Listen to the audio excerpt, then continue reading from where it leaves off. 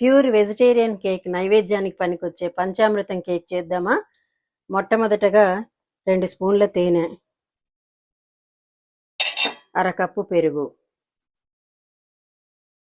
2 స్పూన్ల నెయ్యి, 1 కప్పు బాంబే రవ్వ,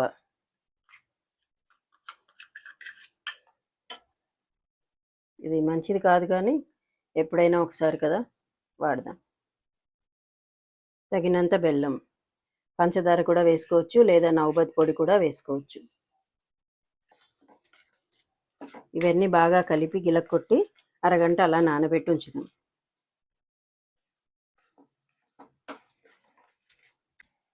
ఒక కప్పు పాలు పోసుకొని నానబెట్టి ఉంచుదాం.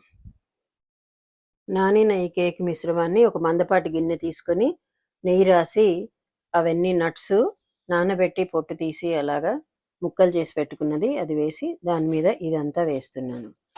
స్టవ్ వెలిగించి పెన్నం పెట్టి దాని మీద ఈ మందపాటి గిన్నె పెట్టేసి మూత పెట్టి ఉంచాలి.